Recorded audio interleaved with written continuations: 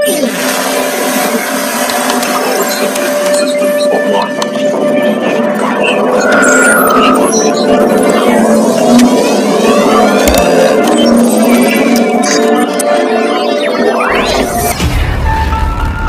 datang di satu sisi.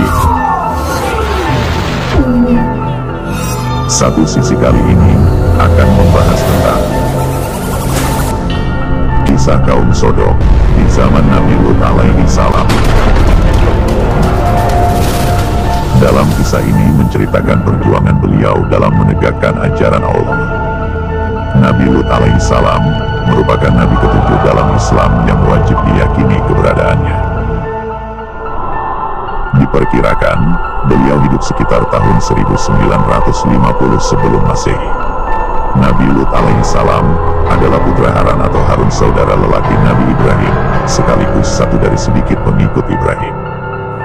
Saudara lelaki ini pula yang bersama Ibrahim hijrah dari kota Haran, yaitu bagian utara Mesopotamia, menuju Kanaan sekitar Palestina dan Syam alias Suriah, menjauhi kaum kafir yang mulai bertindak kejam terhadap kaum beriman.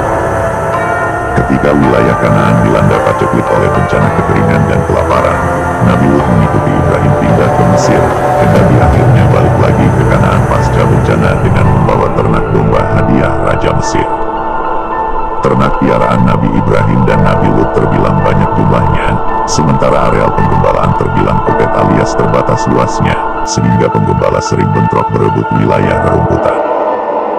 Oleh karena itu, Nabi Ibrahim dan Nabi Lut bersepakat memisah diri.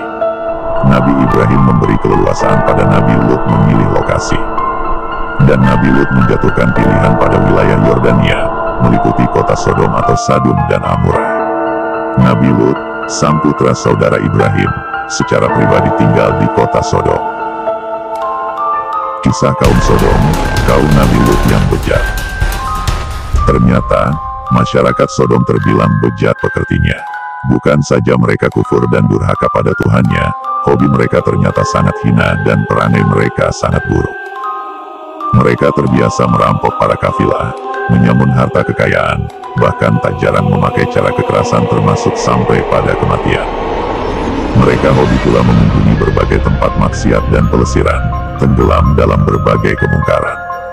Dan hal yang paling menjijikkan adalah, mereka punya kebiasaan berjimat dengan sesama jenis, alias homoseks yang dalam terminologi Arab dinamakan liwat. Kepada kaum ini, Nabi Lut diberi risalah untuk mengajarkan kebajikan dan kebenaran. Nabi Lut berkata, "Wahai kaumku, aku adalah utusan Allah Ta'ala untuk mengajak kalian menyembah dan mengabdi kepadanya. Tuhanku memerintahkanku untuk mengingatkanmu, janganlah kalian asyik dengan perbuatan nista dan durjana yang menyebabkanmu jauh dari Allah Tuhan." Apa yang dilakukan Nabi Lut ditanggapi kaumnya secara dingin bahkan sinis, dengan menuduh Nabi Lut hanya mencari sensasi atau bahkan hanya ingin mendapatkan materi. Menyikapi sikap sinis kaumnya ini, Nabi Lut menanggapi, "Demi Allah, aku menebarkan ajakan pada kebajikan sama sekali tak mengharapkan upah dari kalian. Dan ketahuilah bahwa aku telah mendapat upah balasan dari Tuhan dengan tiada tandingan. Kaumku, kenapa rata-rata kamu memilih pasangan yang sama dengan jenismu, sama-sama lelaki, dengan meninggalkan para istri? Ketahuilah kaumku, bahwa perbuatanmu telah melampaui batas kewajaran, etika dan kebenaran." Mendapat berbagai kritikan dan saran tentang kebenaran dari Nabi Tuhan, kaum Sodom malah melontarkan ancaman, "Wahai Lut, sungguh, jika kamu tak berhenti mengkhotbahi, mengkritik dan mengecam kami, niscaya kami akan mengusir kamu dari negeri ini." Mendapat ancaman, Nabi Lut tetap sabar beriman, sambil terus mengkampanyekan prinsip-prinsip kebenaran. Namun, sambil mulai disisipi peringatan tentang kemungkinan datangnya azab Tuhan, Nabi Lut kembali menyatakan, "Sungguh kalian benar-benar kaum yang keterlaluan, mengerjakan perbuatan homoseks yang sama sekali belum pernah dilakukan umat sebelum kalian. Patutkah kalian melakukan kegiatan homoseksual, dan mengerjakan berbagai kemungkaran di berbagai acara pertemuan kalian? Taubatlah kalian agar Tuhan tidak sampai mendatangkan hukuman." Hancurnya kaum Sodom, kaum Nabi Lut alaihi salam. Mendengar ancaman dari Nabi Lut alaihi salam, kaum Sodom bukannya gentar lantas tersadar. Mereka malah memperlihatkan pandangan nanar, menyatakan sama sekali tidak gentar. Mereka berkata, datangkan saja azab Tuhan pada kami, jika engkau benar-benar seorang nabi. Kesesatan pola tingkah kaum Sodom memang sudah tak keturunan atau keterlaluan, dan tidak mau diluruskan. Tuhan pun akhirnya berkehendak menurunkan kutukan. Malaikat yang hendak menghancurkan kaum Sodom, sebelumnya sempat mampir ke rumah Nabi Ibrahim di Palestina, memberi kabar tentang akan ditumpasnya kaum Sodom yang kesesatannya sudah keterlaluan. Kala itu Nabi Ibrahim sempat terperanjat, khawatir sehingga menyatakan, "Wahai malaikat, bukankah di kota itu ada Nabi Lut, anak saudaraku?" Malaikat menjawab, "Kami telah mengetahuinya. Nabi Lut dan pengikutnya tak akan terkena petaka, karena bencana hanya ditimpakan pada kaum kafir yang aniaya. Namun, istri Nabi Lut termasuk bagian yang tertimpa hukuman, karena ia telah berbuat keburukan, mengkhianati suaminya dan terus-terusan berada dalam kekafiran."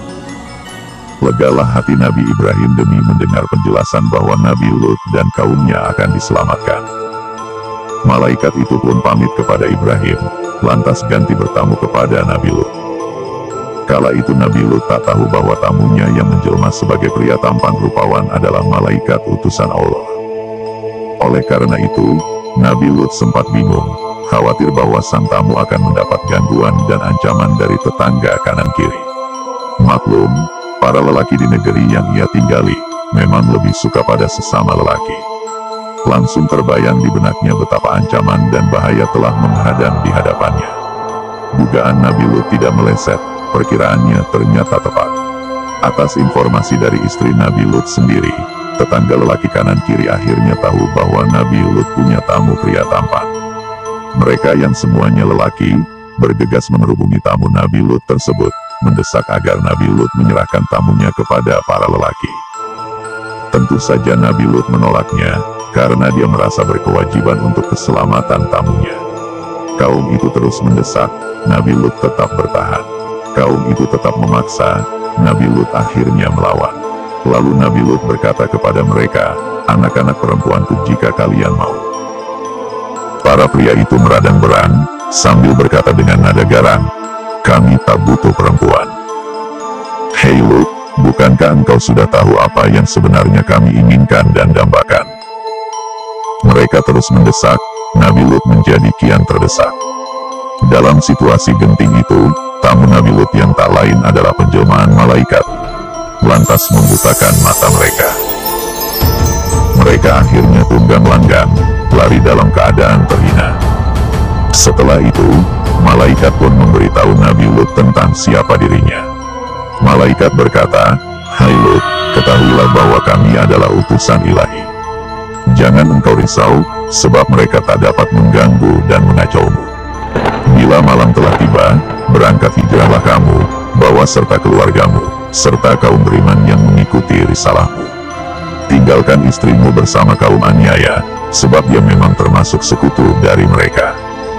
Ketahuilah, sesungguhnya kehancuran mereka sudah dekat, ketika waktu subuh telah tiba." Nabi Lut beserta pengikutnya bersegera pindah. Lantas malaikat merealisir hukuman Tuhan dengan amarah. Azab dahsyat benar-benar terjadi. Malaikat pun menggoncang bumi, dunia digoyang-goyang dengan keras, dibalik-balik tak terperi.